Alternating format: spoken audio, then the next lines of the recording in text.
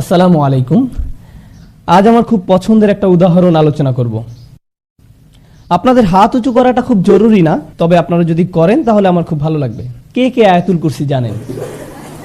আয়াতুল কুরসি, গত বিকেলে যে উদাহরণটি আলোচনা করতে চেয়েছিলাম সেটা ছিল আয়াতুল কুরসি।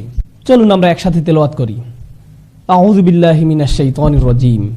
আল্লাহু লা ইলাহা ইল্লা হুয়াল হাইয়ুল কাইয়্যুম লা তাখুযুহু সিনাতুন ওয়ালা নাওম লাহু মা ফিস সামাওয়াতি ওয়া মা ফিল আরদ মান যাল্লাযী ইয়াশফা'ু 'ইনদাহু ইল্লা বিইযনিহি ইয়া'লামু মা বাইনা আইদিহিম ওয়া মা খালফাহুম ওয়া লা ইউহীতুনা বিশাইইন মিন 'ইলমিহি ইল্লা বিমা শা'a ওয়াসি'a কুরসিয়্যুহুস সামাওয়াতি ওয়াল আরদ ওয়া লা ইয়াউদুহু হিফযুহুমা ওয়া হুয়াল আলিয়্যুল আযীম।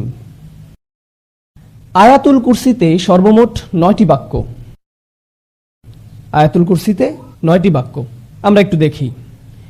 আল্লাহু লা ইলাহা ইল্লা হুয়াল হাইয়ুল কাইয়্যুম 1 নম্বর, লা তাখুযুহু সিনাতুন ওয়ালা নাওম 2 নম্বর, লাহু মা ফিস সামাওয়াতি ওয়া মা ফিল আরদ 3 নম্বর।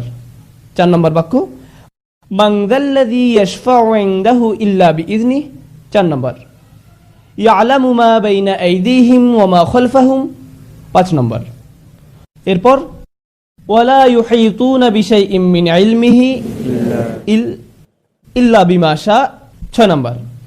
এরপর ওয়াসি'a কুরসিয়্যুহুস সামাওয়াতি ওয়াল আরদ 7 নম্বর, ওয়ালা ইয়াউদুহু হিফযুহুমা 8 নম্বর, ওয়া হুয়াল আলিয়্যুল আযীম 9 নম্বর। 9টি বাক্য। প্রথম বাক্য আল্লাহু লা ইলাহা ইল্লা হুয়াল হাইয়ুল কাইয়্যুম, একটা চমৎকার বাক্য যেটি শেষ হয়েছে আল্লাহর দুটি নাম দিয়ে। কি সে দুটি? আল হাইয়্যু আল কাইয়্যুম, চিরঞ্জীব এবং সবকিছুর উৎস। পৃথিবীর সবকিছু সৃষ্টি করেছেন এবং নিয়ন্ত্রণ করছেন তিনি। বিস্ময়কর হলো শেষ বাক্য। লক্ষ্য করুন প্রথম বাক্য, এখানে এমন কিছু আছে যা কিনা শেষ বাক্যেও আছে, আর তা হলো ওয়াহুয়াল আলিয়্যুল আযীম। প্রথম বাক্যে আল্লাহর কয়টি নাম রয়েছে? প্রথম বাক্যেও আল্লাহর 2টি নাম রয়েছে এবং শেষ বাক্যেও আল্লাহর 2টি নাম রয়েছে। আচ্ছা, দ্বিতীয় বাক্যটি কি? দ্বিতীয় বাক্যে যাওয়ার আগে সিকিউরিটি গার্ড নিয়ে একটু কথা বলি। সিকিউরিটি গার্ডের চাকরিটা খুব কঠিন। ব্রিটিশ সিকিউরিটি গার্ড দেখেছেন? অদ্ভুত টুপি পরা, মাথায় রসের হাড়ির মতো, খুব কঠিন। এই দায়িত্ব যদি আপনাদেরকে দেয়া হয়, পেশায় যদি আপনি একজন সিকিউরিটি গার্ড হন, আপনার সামনে একটা সিসিটিভি আছে, তাকিয়ে থাকতে হয় ঘন্টার পর ঘন্টা, একই দৃশ্য, নড়াচড়া নেই, দেখছেন তো দেখছেনই, 12 ঘন্টা 8 ঘন্টা। এটা কি খুব মজার কাজ? আপনি যদি কিছু পাহারা দেন তাহলে কি ঘটবে? আপনি ক্লান্ত হয়ে পড়বেন, আপনার ঘুম আসবে। যেমন সিনেমা হলের গার্ডদের কথা ধরুন। আপনারা তো ধার্মিক, আপনারা অবশ্য সিনেমা দেখেন না, যদি অনেকে দেখে। সিনেমা হলে যখন সিনেমা চলে, ভিতরে হয়তো কোনো মারপিটের দৃশ্য চলছে, বাইরে একজন সিকিউরিটি গার্ড আছেন, ভিতরে লোকেরা উপভোগ করছে, কিন্তু গার্ড ঝিমোচ্ছেন। হঠাৎ করে তিনি লাফ দিয়ে ওঠেন। এটা খুব সাধারণ দৃশ্য। সিনেমা হলের গার্ডরা, তাদের ঝিমুনি আসে। আল্লাহ তাআলা বলছেন তার নিজের সম্পর্কে, লা তাখুযুহু সিনাতুন ওয়ালা নাওম। তন্দ্রা, তন্দ্রা কখন আসে? যখন আপনি ক্লান্ত, আস্তে আস্তে আপনার চোখ বুজে আসে, আপনি ঘুমাচ্ছেন না কিন্তু আপনার ঘুম পাচ্ছে। ওই যে ওনার মতো, আমি মজা করলাম, জাস্ট মজা। এই তন্দ্রা বা ঝিমুনি কি বলে? সিনা। তন্দ্রা বা ঝিমুনির পরে কি আসে? নাওম। প্রথমে আসে সিনা। সিনা হলো, ধরুন জুমার দিন আমরা মসজিদে যাই, খতিব সাহেব শুরু করেন ইন্নাল হামদুলিল্লাহ নাহমাদুহু ওয়া নুসাল্লি, এটা হলো সিনা, ঠিক আছে? এরপর যখন তিনি বলেন আইয়ুহাল ইখওয়াতুল কিরাম, এটাই হলো নাওম, এটাই হলো নাওম। এই হলো মূল পার্থক্য সিনা এবং নাওমের মধ্যে, তন্দ্রা এবং ঘুমের মধ্যে। এই হলো দ্বিতীয় বাক্য, যেখানে বলা হচ্ছে তন্দ্রা আর ঘুম আল্লাহকে স্পর্শ করে না। মানুষ ক্লান্ত হয়, তাই তার তন্দ্রা আসে এবং এক সময় সে ঘুমিয়েও পড়ে। আবার অনেক সময় আমরা বলি না না না আমি ঘুমাইনি, এমনি একটু চোখ বন্ধ করে রেখেছি, এখনই উঠে পড়ব। কিন্তু দেখতে দেখতে ঘুম, একদমই খবর নেই। ওকে, এই হলো ব্যাপার। সিনা বা তন্দ্রা নিয়ে আমার খুব ভালোই অভিজ্ঞতা আছে, কারণ পেশায় আমি একজন শিক্ষক। সুতরাং আপনিও যদি শিক্ষকতা করেন তাহলে আপনার ঘুম বিদ্যা বা ঘুম বিজ্ঞানের উপরে মোটামুটি একটা পিএইচডি হয়ে যাবে, কারণ সামনে থেকে আপনি সব ছাত্রের চেহারা দেখতে পান। মেটাল ডিটেক্টর দিয়ে মানুষের শরীর চেক করতে দেখেছেন নিশ্চয়ই, সেভাবে ছাত্রদের ব্রেনও আপনি চেক করতে পারবেন। ক্লাসের ফাঁকে ফাঁকে মাঝে মাঝে মাথাটা একটু উপর নিচ করে নিলেন। এই হলো দ্বিতীয় বাক্যের আলোচনা, ঘুম না ক্লান্তি ও ঘুম নিয়ে, তন্দ্রা এবং ঘুম সম্পর্কে। শেষ দিক থেকে দ্বিতীয় বাক্য কি? ওয়ালা ইয়াউদুহু হিফযুহুমা, আকাশ এবং জমিন পাহারা দিয়ে আল্লাহ ক্লান্ত হন না। যখন কেউ ক্লান্ত হয়ে যায় তখন তার তন্দ্রা আর ঘুম পায়। দ্বিতীয় বাক্যের সাথে শেষ দ্বিতীয় বাক্যের এই হলো চমৎকার মিল। লা তাখুযুহু সিনাতু ওয়ালা নাওম ওয়ালা ইয়াউদুহু হিফযুহুমা। আল্লাহ বলছেন লাহু মা ফিস সামাওয়াতি ওয়া মা ফিল আরদ, আসমান এবং জমিনে যা কিছু আছে সব তিনি নিয়ন্ত্রণ করেন। এই বিষয়ে কথা বলার আগে দুটি বাক্য, আল্লাহর দুটি নামের মধ্যে পার্থক্য বুঝতে হবে, মালিক এবং মালিক। আল্লাহর দুটি নাম মালিক ও মালিক, দুটি শব্দের মধ্যে পার্থক্য ধরতে পারলে আয়াতটা বুঝতে সহজ হবে, এই জন্যই বলা। মালিক শব্দের অর্থ অধিকারী, মালিক অর্থ অধিকারী, আর মালিক শব্দের অর্থ আগে একবার বলেছিলাম, মালিক অর্থ রাজা। রাজা আর অধিকারীর মধ্যে কোনো পার্থক্য আছে? আছে। আপনি আপনার কলমের মালিক, কিন্তু আপনি বলেন না যে আমি এই কলমের মহান রাজা। আপনি এমনটা করেন না, কারণ আপনি জানেন এটা একটি হাস্যকর কথা।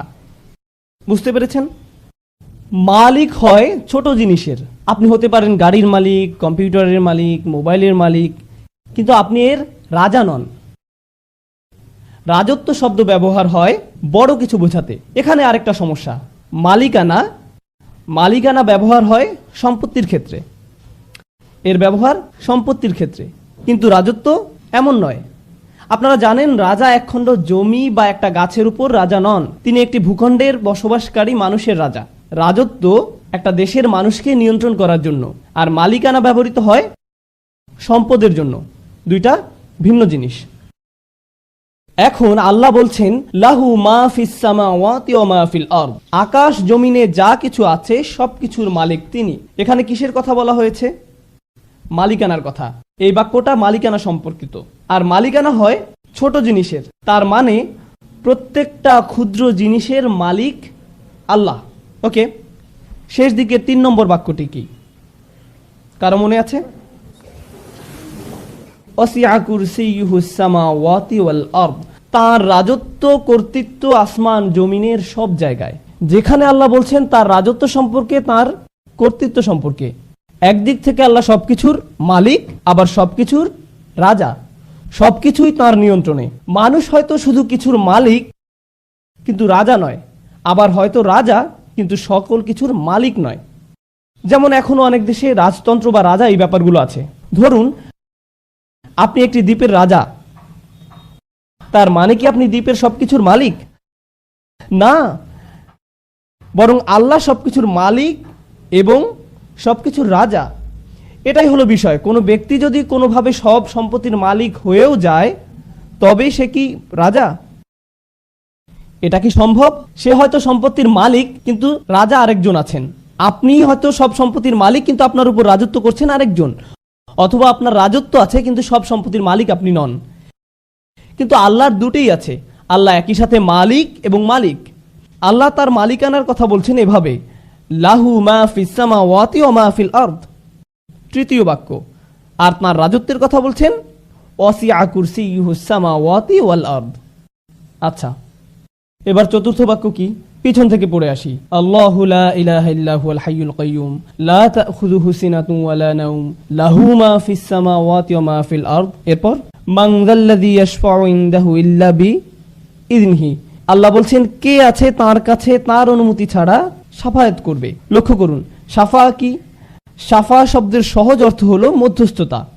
আরো সহজ করে বললে শাফা মানে কারো মাধ্যমে যোগাযোগ করা। আরো সহজ করে বললে শাফা মানে কারো মাধ্যমে সুপারিশ করা। শাফা মানে আপনি চাকরি হারাতে বসেছেন, কিন্তু আপনার চাচা বা মামা ম্যানেজার, তিনি বললেন না না না না, সে থাক, সে ভালো, তাকে রাখা যায়, সে ভালো। এটাই হলো শাফা। কিয়ামতের দিন যখন আমরা চরম বিপদগ্রস্ত থাকবো, তখন কেউ একজন এসে বলবে, না না না না, সে থাক, সে আমার সাথে, তার জন্য সহজ করুন। আমরা চাইবো যেন আল্লাহ আমাদের জন্য রাসূল সাল্লাল্লাহু আলাইহি সাল্লামের শাফায়াত কবুল করেন, কিন্তু আল্লাহ বলছেন সেদিন তোমার জন্য সুপারিশ করতে কেউ আসবে না। তোমার চাচা, তোমার ভাই, তোমার বাবা, তোমার মা, অফিসের বস, কেউ না। কেউ বলবে না আল্লাহ সে সে ভালো, সে থাক। কেউ আসবে না, কেউ না। এখন তো এমন করার সুযোগ আছে যে তুমি আমার লোক, এই নাও ভিআইপি পাস, তুমি চলে যাও। না না না না না, সেদিন এই সুযোগ থাকবে না, কোনো ভিআইপি টিকিট থাকবে না। একমাত্র ব্যতিক্রম হলো যদি আল্লাহ কাউকে অনুমতি দেন। সুতরাং এই বাক্যে বলা হচ্ছে কারো কোনো ক্ষমতা নেই সুপারিশ করার যতক্ষণ না আল্লাহ তাকে অনুমতি দেন। কেউই সুপারিশ করতে পারবে না, কিন্তু একটু ব্যতিক্রম আছে। সেই ব্যতিক্রমটাই হচ্ছে গুরুত্বপূর্ণ। সেই ব্যতিক্রমটা হলো কি, যদি আল্লাহ অনুমতি দেন। বুঝা গেল? আচ্ছা, ওয়ালা ইউহিতুনা বিশাইইম মিন ইলমিহি, তারা কিছুই জানে না, তারা তার জ্ঞানের পরিধির কিছুই জানে না, ইল্লা ছাড়া, বিমা শা। চতুর্থ এবং ষষ্ঠ বাক্য দুটোই হলো আল্লাহর ঘোষণা এবং ব্যতিক্রম হিসাবে তার দেয়া সুযোগ সম্পর্কে। তার ঘোষণা হলো কারো সুপারিশ করার ক্ষমতা নেই, কিন্তু ব্যতিক্রম হলো যাকে আল্লাহ অনুমতি দেন। তাদের কোনো জ্ঞান নেই, কিন্তু ব্যতিক্রম হলো যাকে তিনি জ্ঞান দিতে চান সে। অন্যথায় তারা কিছুই জানে না। ওয়ালা ইউহিতুনা বিশাইইম মিন ইলমিহি ইল্লা বিমা শা। চতুর্থ আর ষষ্ঠ বাক্যের এই হলো চমৎকার মিল। প্রথম আর নবম বাক্য, দ্বিতীয় আর অষ্টম, তৃতীয় আর সপ্তম, চতুর্থ আর ষষ্ঠ। কি বাকি আছে? মধ্যের বাক্য। তিনি বলছেন ইয়ালামু মা বাইনা আইদিহিম ওয়া মা খালফাহুম। তিনি বলছেন তিনি মানুষের সামনে এবং পেছনে যা আছে সব জানেন। তিনি জানেন আয়াতের পেছনে যা ছিল এবং সামনে যা আছে। তিনি আয়াতের মাঝখানে এই বাক্যটা দিলেন আর বলছেন সামনে পেছনে যা আছে আমি জানি। কে এভাবে বলতে পারেন? কে পারেন? সুবহানাল্লাহ। এভাবেই আল্লাহ তার কথা বলেন, এভাবেই আল্লাহ তার বক্তব্য তুলে ধরেছেন। কেন আমরা বুঝতে পারি না? সমস্যাটা কোথায়? কারণ আমরা কোরআনকে একটা সাধারণ বইয়ের মতো পড়ে যাই, আমরা একটা সাধারণ লেখার মতো পড়ে যাই। আমরা গণনা করি 1 2 3 4 5 6 7 8 9। সাহাবায়ে কেরামরা কি এমনটা করেছেন? নাকি রাসূল সাল্লাল্লাহু আলাইহি ওয়াসাল্লাম তাদেরকে বলেছেন লক্ষ্য করো বাক্য নম্বর 1, বাক্য নম্বর 9, 2 নম্বর আর 8 নম্বর, 3 নম্বর আর 7 নম্বর? না, কারণ তিনি শুধু কোরআন বলে গেছেন, বক্তব্যের মতো তিনি শুধু কোরআন বলে গেছেন। আজ আমরা এটা দেখতে পাই যখন সাহাবায়ে কেরামরা এটা লিখে গেছেন। কোরআন সকল বক্তব্যের চেয়ে সম্পূর্ণ নির্ভুল, এমনকি এটা বক্তব্য হওয়া সত্ত্বেও। আর কখন ভুল হওয়ার সম্ভাবনা বেশি থাকে? কিছু লিখলে না বললে। একবার কিছু লিখে ফেললে আর সেটা ফেরানোর উপায় নেই। যেমন ইউটিউবে একবার কিছু আপ করে ফেললে যা হয় আর কি। ধরুন যদি আপনি কাউকে একটা খারাপ মেইল লিখলেন, এরপর পাঠানোর আগে ভাবলেন এটা পাঠানো ঠিক হবে কিনা, এরপর ঈদ মুবারক লিখে পাঠিয়ে দিলেন। একবার সেন্ড করে দিলে আর ফেরাতে পারবেন না। পাঠিয়ে দিলেন তো দিলেনই, এরপর আর পাল্টানোরও সুযোগ নেই বা ফেরানোরও কোনো সুযোগ নেই। আল্লাহ সুবহানাহু ওয়া তাআলা কোরআনকে লিখিত অবস্থায় নাজিল করেননি, তিনি এটা বক্তব্য আকারে নাজিল করেছেন। এটা বক্তব্য আকারে নাজিল করেছেন। আপনারা জানেন আমি ভাষাবিদদের সাথে কথা বলেছিলাম, অমুসলিম ভাষাবিদ। তারা এটা বিশ্বাস করতে অস্বীকার করেছে যে কোরআন বক্তব্য। তারা অস্বীকার করেছে, বলেছে অবশ্যই এটা লিখিত। আমি বললাম হ্যাঁ এটা লিখিত, তবে পৃথিবীতে না, এটা লাওহে মাহফুজে লিখিত আছে। কিন্তু রাসূলুল্লাহ সাল্লাল্লাহু আলাইহি ওয়াসাল্লামের উপর নাজিল হয়েছে বক্তব্য আকারে। যেটা শুনবে সে বিশ্বাস করতে বাধ্য যে এটা মানুষের বক্তব্য হতে পারে না। বারাকাল্লাহু লি ওয়া লাকুম। আসসালামু আলাইকুম।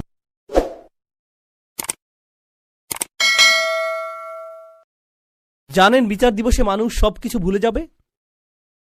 মা তার সন্তানকে ভুলে যাবে। ইয়াউমা তারাউনাহা তাযহালু কুল্লু মুরদাআতিন আম্মা আরদাআত। সেই দিন প্রত্যেক স্তনদানকারী মা তার সন্তানকে ভুলে যাবে। ইয়াউমা ইয়াফিরুল মারউ মিন আখিহি ওয়া উম্মিহি ওয়া আবিহি ওয়া সাহিবাতিহি ওয়া বানিহি। সেদিন প্রত্যেক মানুষ তার ভাইয়ের কাছ থেকে পালিয়ে বেড়াবে। সূরা মারিজে এসেছে। ওয়া ফাসিলাতিল্লাতি তুই, তার মা, তার স্ত্রী, তার সন্তান, তার অভিভাবক, তার গোটা গোত্র, সে তাদের সবার কাছ থেকে পালিয়ে বেড়াবে। সে কারো সাথে কোনো কিছু করতে চাইবে না। ওয়া তাকাত্তাআত বিহিমুল আসবাব। কোরআন বলছে সকল সম্পর্ক ছিন্ন হয়ে যাবে। কিন্তু ঈমানদারদের জন্য এমনটা হবে না। ঈমানদারদের জন্য এমনটা হবে না। সে জান্নাতে প্রবেশ করবে এবং তার ভালোবাসা অব্যাহত থাকবে। কার জন্য?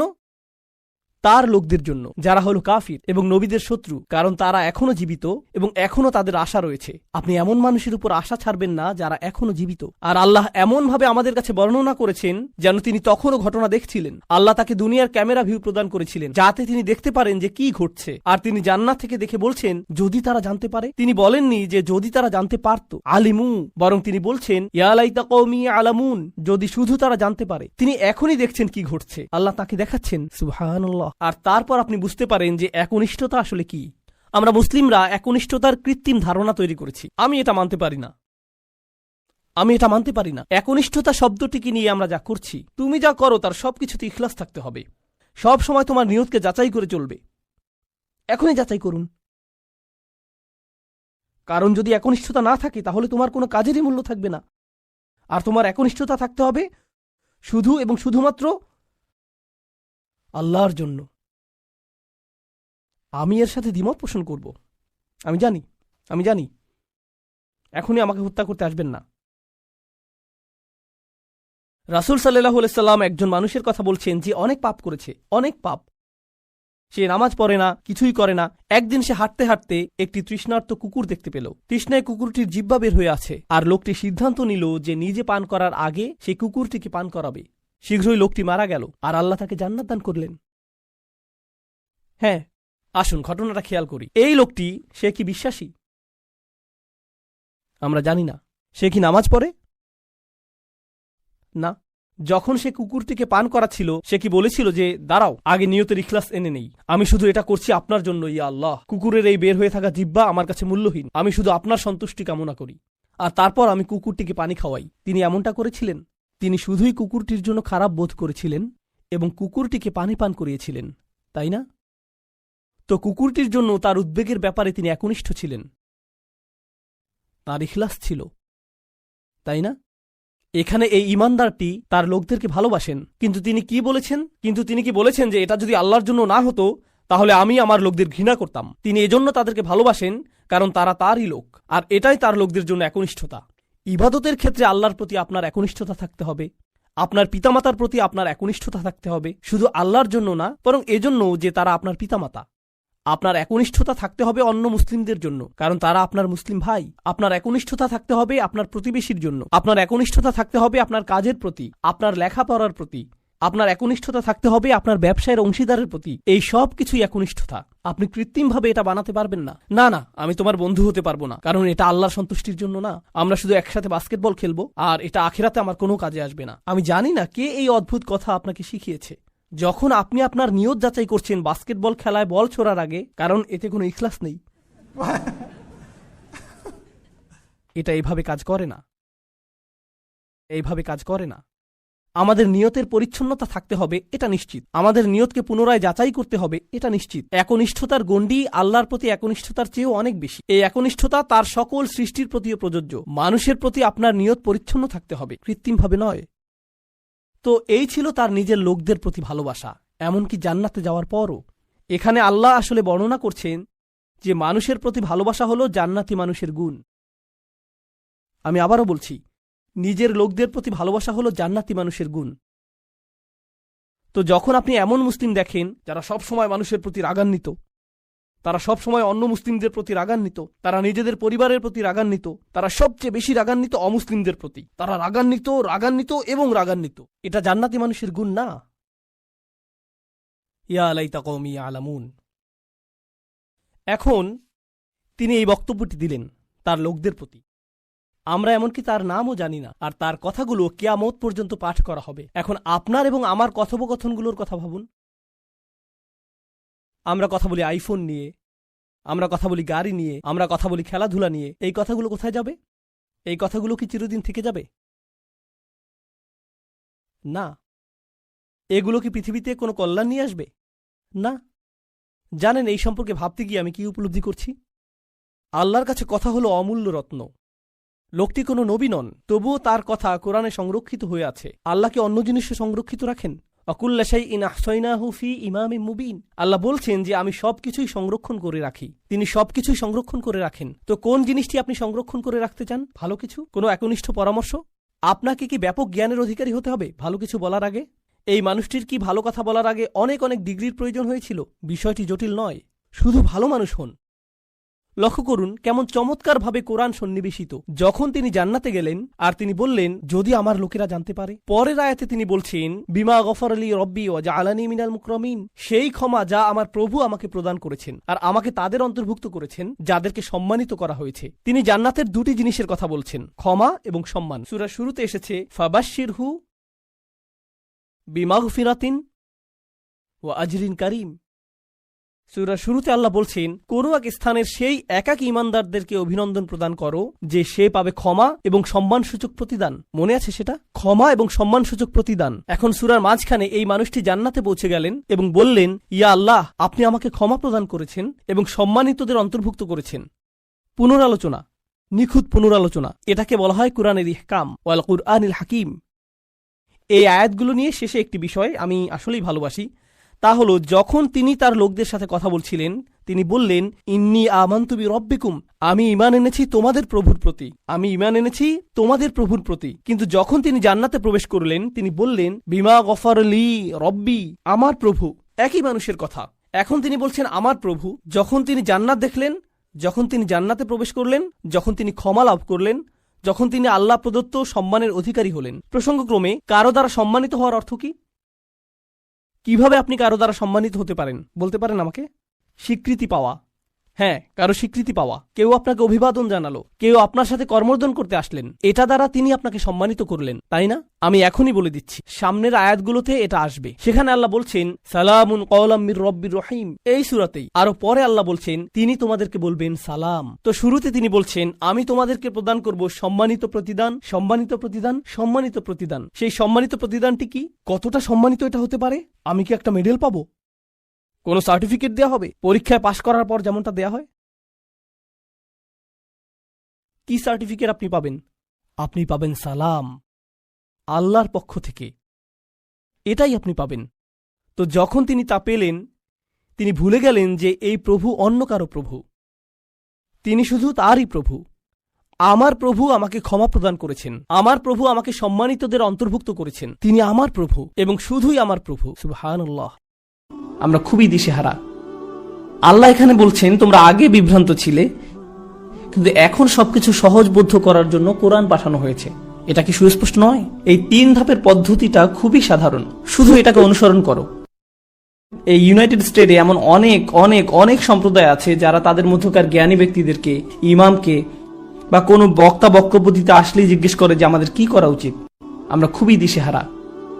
আল্লাহ এখানে বলছেন, তোমরা আগে বিভ্রান্ত ছিলে, কিন্তু এখন সবকিছু সহজবোধ্য করার জন্য কোরআন পাঠানো হয়েছে।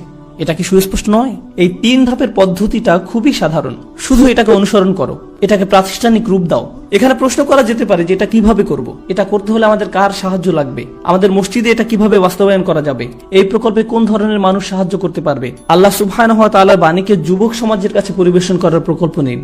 মহিলাদের হালাকায় এটা উপস্থাপন করুন, বয়স্কদের কাছে উপস্থাপন করুন, যারা ইংরেজি বলতে পারে না তাদের কাছে তাদের ভাষায় উপস্থাপন করুন, সর্বস্তরে উপস্থাপন করুন। মানুষ আমাদের কাছে আসবে এটা আশা করা উচিত নয়। আমাদের মানুষের কাছে যেতে হবে, এটা আমাদের শিখতে হবে। এমনটা বলবেন না যে আমরা আমাদের একটা অনুষ্ঠান আয়োজন করেছিলাম কিন্তু কেউ আসলো না। না না না না না, আমাদের তাদের কাছে যেতে শিখতে হবে। মহানবী সাল্লাল্লাহু আলাইহি সাল্লাম নিজের বাসায় থেকে সেখানে মানুষকে আসার দাওয়াত দিতেন না, সেটা ছিল একেবারে শুরুতে। তিনি মানুষকে রাতের খাবারের জন্য ডাক দিতেন, সেটাতে কাজ হলো না। তারপর তিনি কি করলেন?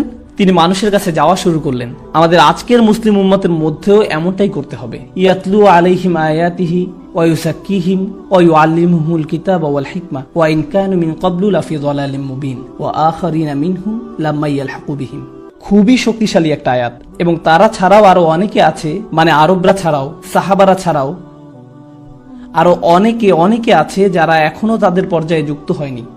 সুতরাং এখানে আল্লাহ ইতোমধ্যে এই উম্মতের আন্তর্জাতিক বৈশিষ্ট্যের বিষয় উল্লেখ করেছেন, কারণ এমন অনেকে আছে যারা এখনো তাদের সাথে এসে যুক্ত হয়নি। তারা কারা? আজকের দিনে তারা হলো তুর্কি, মালয়েশিয়ান, আফ্রিকান, সারা দুনিয়ার মুসলমান।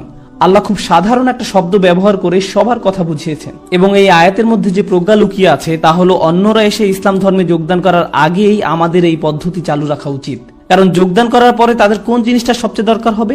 এই 3 ধাপের পদ্ধতি। তাদের এই 3 ধাপের প্রক্রিয়ার প্রয়োজন পড়বে। আজকে যখন কেউ শাহাদা পাঠ করে মুসলিম হয়ে যায় এবং আমাদের মসজিদে আসে, আমাদের মসজিদে কি সেই প্রক্রিয়া চালু আছে?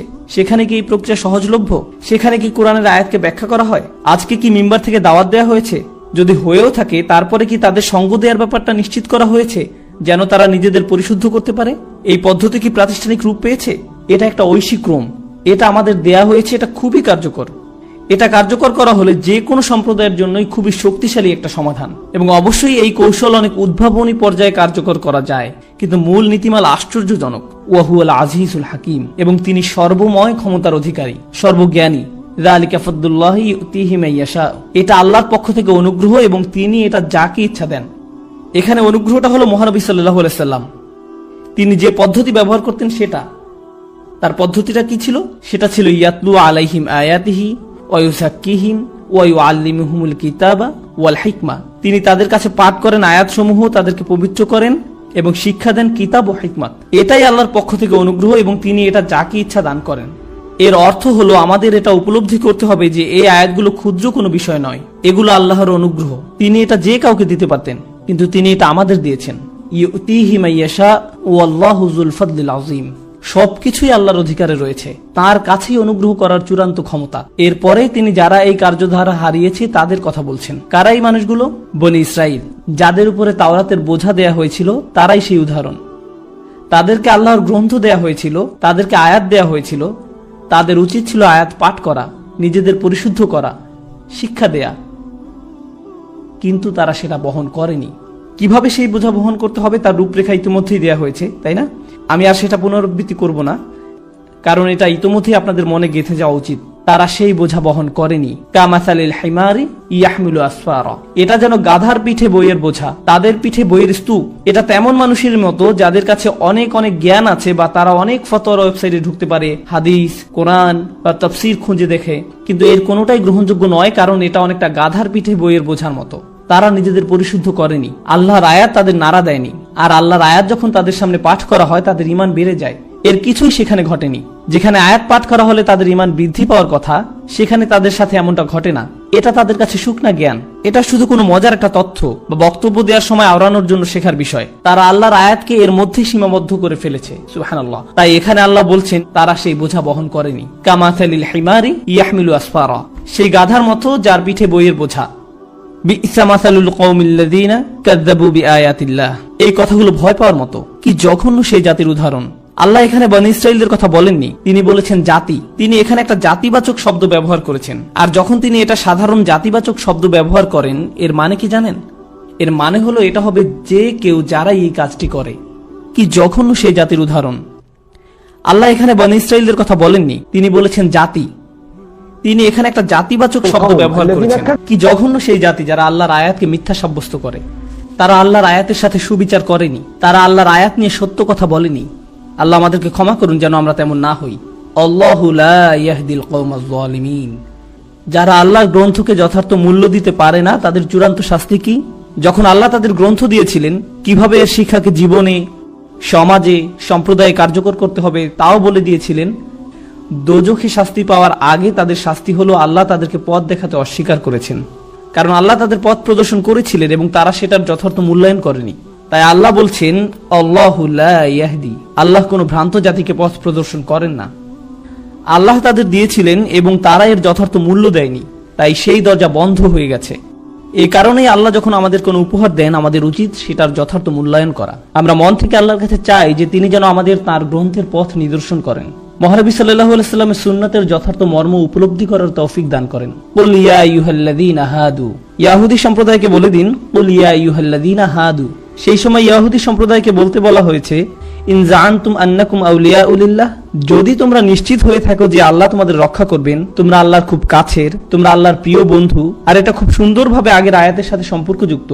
আপনারা খেয়াল করে থাকবেন যে যখন কোন সম্প্রদায়ের ধর্মের সত্যিকারের ভাবার্থটাকে হারিয়ে ফেলে এবং ভাষা জ্ঞানই শুধু অবশিষ্ট থাকে, তখন যেখানে আল্লাহর প্রতি ভয় থাকার কথা সেখানে একটা শূন্য অনুভূতি হয়। যেখানে আল্লাহর প্রতি সশ্রদ্ধ ভয় থাকার কথা, যেখানে অবিরত আল্লাহকে স্মরণ করার তাড়না থাকার কথা, সেখানে যখন আল্লাহকে ভয় স্মরণ কোনোটাই অবশিষ্ট থাকে না, যখন একটা সম্প্রদায়ের কোনোটাকেই গুরুত্ব দেওয়া হয় না, তখন একটা জিনিস অবশিষ্ট থাকে, আর তা হলো মিথ্যা অনুমান। কারণ আল্লাহর সত্যিকারের ভালোবাসা, ভয়, স্মরণ আর সেখানে নেই, পাত্রটা ফাঁকা। তাই অন্য জিনিস সেই পাত্রটাকে ভর্তি করে। এর মধ্যে অন্যতম জিনিস হলো আমল, মিথ্যে আশা। অন্যতম মিথ্যে আশা হলো আমি যত খারাপই হই না কেন, অন্তত আমি লা ইলাহা ইল্লাল্লাহ মুহাম্মাদুর রাসূলুল্লাহ সাল্লাল্লাহু আলাইহি ওয়াসাল্লাম বলেছি, তাই আমি যা ইচ্ছা তাই করতে পারি। আমার একটা মদের দোকান আছে, কিন্তু এই কাজটা তত খারাপও নয়, অন্তত আমি কালিমা বলি। অন্তত আমি আমার আয়ের অর্ধেক রমজান মাসে মসজিদে দেই। আস্তাগফিরুল্লাহিল আযীম। আপনি আপনার মদের দোকানে টাকা মসজিদে দিচ্ছেন, সেই মসজিদে আরো কত ফিতনার জন্ম দিবে কোনো ধারণা আছে কি আপনার? আপনারা কি জানেন ইসলাম ধর্ম প্রবর্তনের আগে বন্যায় কাবা ঘর ক্ষতিগ্রস্ত হয়ে গিয়েছিল এবং কুরাইশরা কাবাকে পুনর্নির্মাণ করার জন্য অর্থ সংগ্রহ করছিল। তারা মদ, পতিতাবৃত্তি ও জুয়া থেকে টাকা নিতে অস্বীকার করেছিল। হেরা তো হলো মুশরিক, মুশরিকরাই এমন করেছিল। আর আমাদের সময় আমাদের না বলতে হলে যুদ্ধ করতে হয় যে আমরা এইসব আয়ের উৎস থেকে টাকা নিব না। আর সেই দাতা তখন বলেন, আপনি এটা কি বলছেন? আমি দান করছি কারণ এটা আমার জান্নাতে যাওয়ার টিকিট। আমি টাকা দিচ্ছি যেন আমি আমার হারাম ব্যবসার মালিক হওয়ার জন্য ভালো বোধ করতে পারি। এমনটাই ঘটে। সুবহানাল্লাহ। আমরা এখন এই পর্যায়ে উপনীত হয়েছি। সুতরাং তারা ধারণা করে যে তারা আল্লাহর আউলিয়া। আল্লাহ বলছেন মিন দুনিন নাস, অন্য মানুষদের তুলনায় তোমরা বিশেষ দল, তোমরা সেই দল যাদের আল্লাহ সত্যিই ভালোবাসেন। যদি এটাই তোমাদের ধারণা হয়ে থাকে, ফাতামান্নাউল মাউত, তবে মৃত্যু কামনা করো, তবে বিনা দ্বিধায় মৃত্যু কামনা করো। বিশ্বাসীরা যারা সত্যি আল্লাহকে বিশ্বাস করেন, যারা সত্যি হৃদয় ঈমান অনুভব করেন, কুরআনে উল্লেখ করা তাদের অন্যতম একটি দোয়া কিভাবে শেষ হয়েছে জানেন? খুবই চমৎকার একটা দোয়া, ওয়া তাওয়াফানা মাআল আবরার, আমাদেরকে ধার্মিক হিসাবে মৃত্যু দান করুন। এটা মৃত্যু চেয়ে দোয়া, কিন্তু কি ধরনের মৃত্যু? ধার্মিক হিসেবে। আল্লাহ বলছেন তোমরা যদি সত্যিই ততটা ধার্মিক হয়ে থাকো, যদি তোমরা আল্লাহর বন্ধু হয়ে থাকো, তবে তোমাদের কি কামনা করা উচিত? ধার্মিক হিসেবে মৃত্যু। মৃত্যু কামনা করো যদি তোমরা এতটাই নিশ্চিত হয়ে থাকো যে জান্নাত তোমাদের জন্য অপেক্ষা করছে, যেখানে গেলে পাবে অসীম বাগান, গ্যালারি, সমুদ্র তীরের সম্পত্তি, সরোবরের ধারার জমি, যেখানে কোনো ট্যাক্স দিতে হবে না, কোনো পাওনা টাকা পরিশোধ করতে হবে না, কেউ সেখানে বৃদ্ধ হবে না, সেখানে কোনো হেলথ ইন্স্যুরেন্স নেই, এইসব কোনো সমস্যা সেখানে নেই। তবে কেন তোমরা এখানে সময় নষ্ট করছো? তোমাদের জন্য তো জান্নাত নিশ্চিত। যাও আল্লাহর কাছে চাও যেন দ্রুত তোমাদেরকে সেখানে নিয়ে যান। তোমরা কেন এখানে থাকতে চাও? এবং বাসা ভাড়া, জমির টাকা, গাড়ির টাকা দিতে হবে, এমনকি খাবার রান্না পছন্দ না হলেও সেটাই খেতে হবে। তোমরা কেন অপেক্ষা করে আছো? যাও আল্লাহর কাছে চাও যেন দ্রুত তোমাদের সেখানে নিয়ে যান। যদি তোমরা এতটাই নিশ্চিত হয়ে থাকো যে তোমরা আল্লাহর বন্ধু, তারা যে প্রতারণা করে আল্লাহ সেটা দিয়েই তাদেরকে ডাক দিয়েছেন। আপনারা কি খেয়াল করেছেন যে মিথ্যা আশা তাদের ভুলিয়ে রেখেছে? তারা ভাবে তাদের দুনিয়াতে ভালো হবে এবং আল্লাহ তাদের এত ভালোবাসেন যে তারা এখানে পার্টি করতে পারবে এবং পরকালেও পার্টি করতে পারবে। আমরা সব করতে পারবো কারণ আল্লাহ আমাদের বন্ধু। এটা একটা মিথ্যে আশা। এমনকি এটা কোনো বিশ্বাসী মানুষের অন্তরে প্রবেশ করতে পারে যদি সে মহানবী সাল্লাল্লাহু আলাইহি সাল্লামের পদ্ধতি, আল্লাহর গ্রন্থের সাথে সুসম্পর্ক না রাখে। সুতরাং ইন কুনতুম সাদিকিন, যদি তোমরা সত্যবাদী হয়ে থাকো তবে এটার কামনা করো। ওয়ালা ইয়াতামান্নাউনাহু আবাদা, তারা এটা কখনোই কামনা করবে না। বিমা কদ্দামাত আইদিহিম, কখনোই না। কেন তারা এটা কামনা করবে না? যদিও তারা নিশ্চিত যে তারা আল্লাহর বন্ধু, কিন্তু তাদেরকে এটা করতে বললে জানেন কেন তারা এটা করবে না?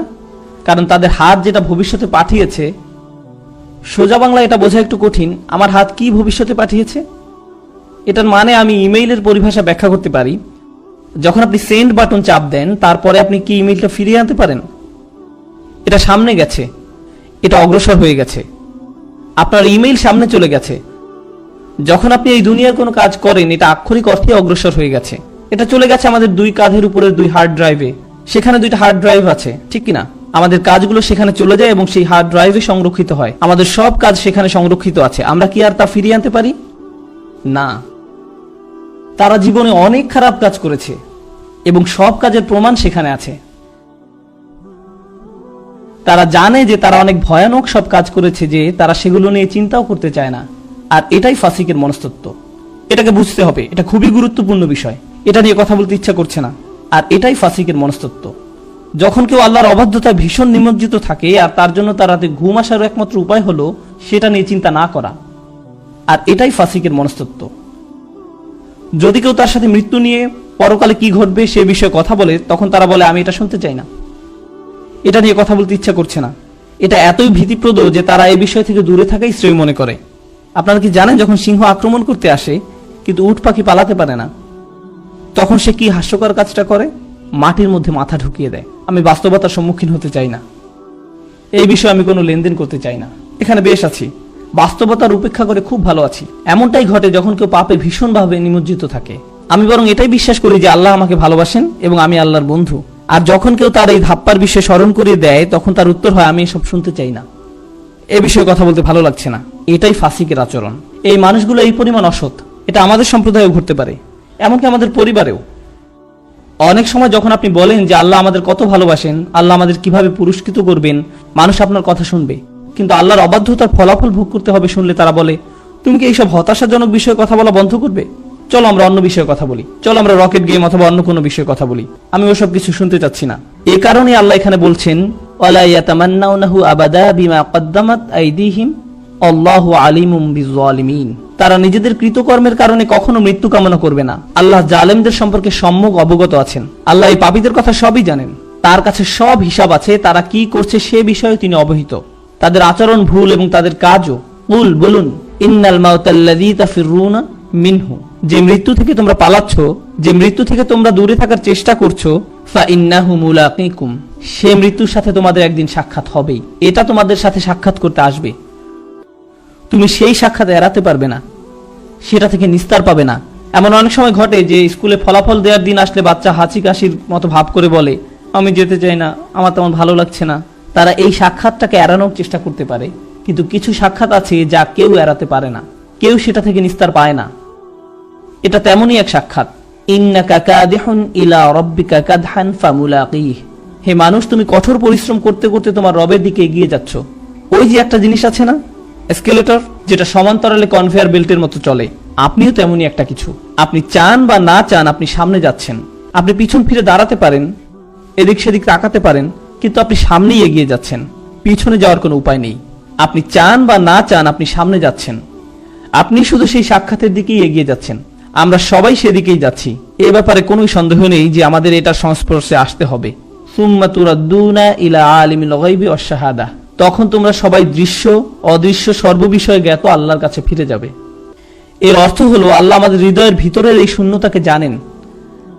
আল্লাহ জানেন যখন কোনো অসৎ উদ্দেশ্যে আপনি কোনো ভালো কাজ করছেন। সুবহানাল্লাহ। ফায়ুনাব্বিউকুম বিমা কুনতুম তা'মালুন, তখন তিনি পুঙ্খানুপুঙ্খভাবে জানিয়ে দেবেন যে কে কি ধরনের কাজ সাধারণত তারা করত। আমরা এই সূরার উপসংহারে পৌঁছে গিয়েছি ইনশাআল্লাহ তাআলা। ইয়া আইয়ুহাল্লাযীনা আমানু, যারা বিশ্বাস করে। এখানে কাদের উদ্দেশ্যে কথা বলা হচ্ছে তার কি কোনো পরিবর্তন লক্ষ্য করেছেন? এক মুহূর্ত আগেই আল্লাহ কাদের সাথে কথা বলেছিলেন? বনী ইসরায়েলদের সাথে। এখন তিনি অন্যদের সাথে কথা বলছেন, তাদের সাথে আর কোনো লেনদেন নেই। ভালো হয় তারা নিজেদের কাজের ব্যাপারে সতর্ক হলে।